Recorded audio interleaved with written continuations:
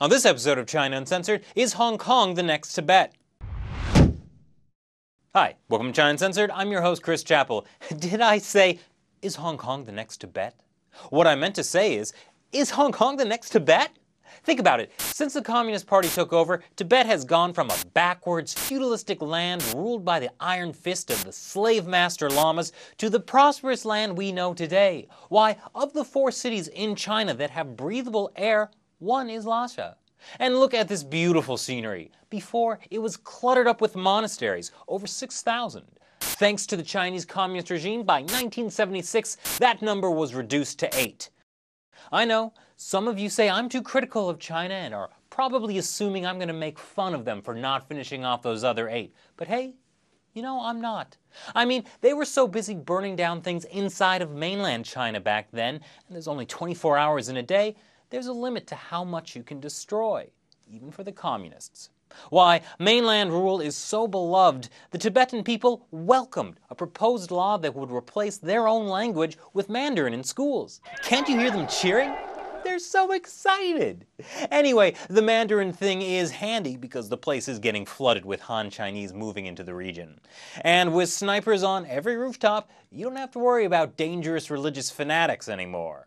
So, if the People's Republic of China has been able to do so much in Tibet, just imagine what they could do in Hong Kong. And think about it, they took over Tibet in 1950. They've only been in charge of Hong Kong since 1997. Before that, Hong Kong was a barren wasteland. At least it was in the 1700s. I'm a little spotty on the history since. But look at it now. Oh yes, there are some exciting developments happening in Hong Kong. Many of the tried and true practices they've implemented in Tibet are already being used in Hong Kong to spectacular success. For example, erasing the native language. In Hong Kong, they speak Cantonese, which is also spoken in neighboring Guangdong in the mainland. Well, ever since the handover of Hong Kong back to the Chinese rule in 1997, they've been pushing Mandarin in Hong Kong, especially in schools. Why, state-run China Daily even suggests that Mandarin should be the only language used in public schools. Even great intellectuals like Peking University professor Kong Qingdong suggests the same, when he's not calling Hong Kongers bastards, thieves, and dogs. 这就是王八蛋，这种人就是给人家英国殖民者当走狗当惯了，到现在都是狗，你们不是人。 And with the influx of business from the mainland, some even think that in the near future, Mandarin will be the official language in business, school, and of course, government. And the push for Mandarin has been pretty successful. Half the population can now speak Mandarin. 10 years ago, only a third of Hong Kong could. Actually, last year, Mandarin overtook English as the second most spoken language.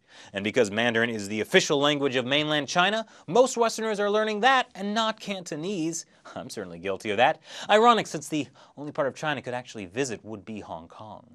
But there are some naysayers out there, namely about 85% of the population. According to a 2011 survey by Hong Kong University, only 16.6% of Hong Kong residents identified themselves first as Chinese citizens. The others consider themselves Hong Kongers. They also did a poll where less than 1 in 3 people said they felt proud of Mandarin.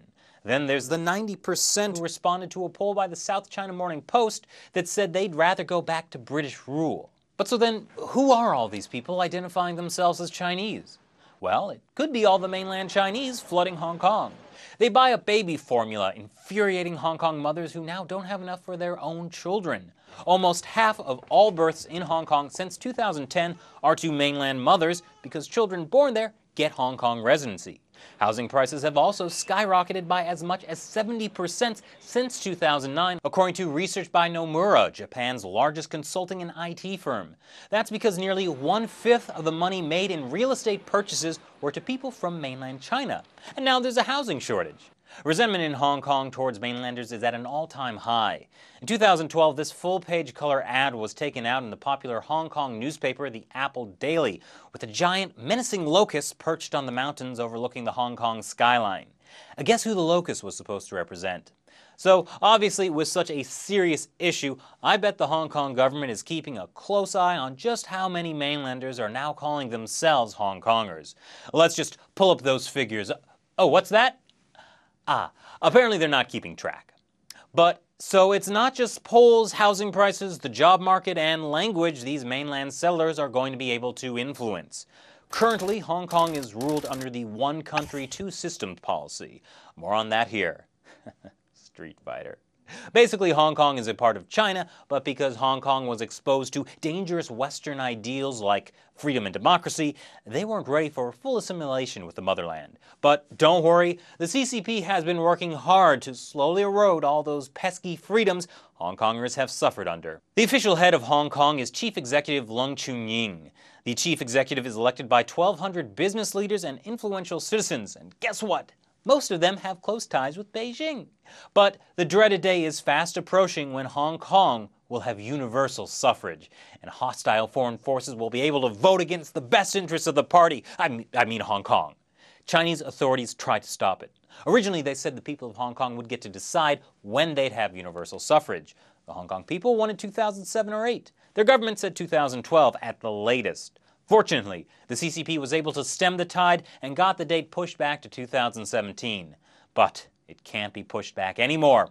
A massive protest is being planned for later this year called Occupy Central, where potentially thousands will demand universal suffrage. Okay, no problem. Let the people vote, because the Chinese regime has a secret weapon up their proverbial sleeve. I choose you, gerrymander! Gerrymander!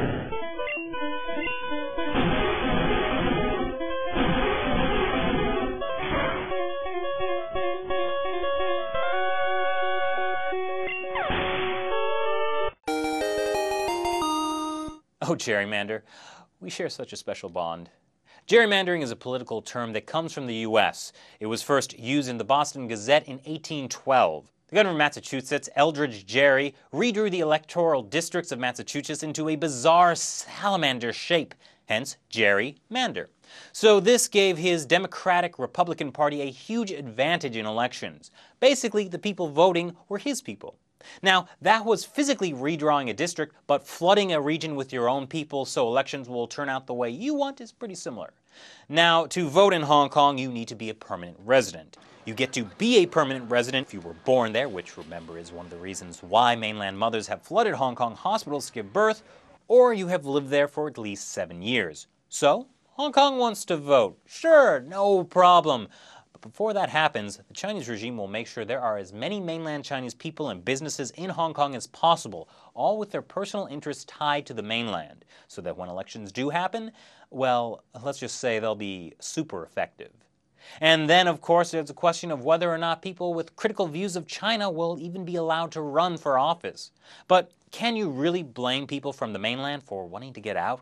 I mean, part of the reasons why so many mothers were giving birth in Hong Kong was because it was their second child. And because of the one-child policy, mothers might otherwise have suffered a forced abortion.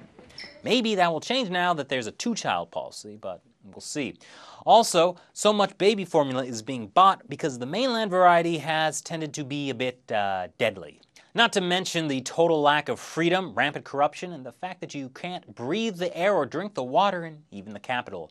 But all this resentment is only breeding a cycle of hatred. The more you try and push them away, the greater the divide will be between Hong Kongers and mainlanders. You are fellow countrymen. Even though some people want it, Hong Kong is not going to be a part of Britain again.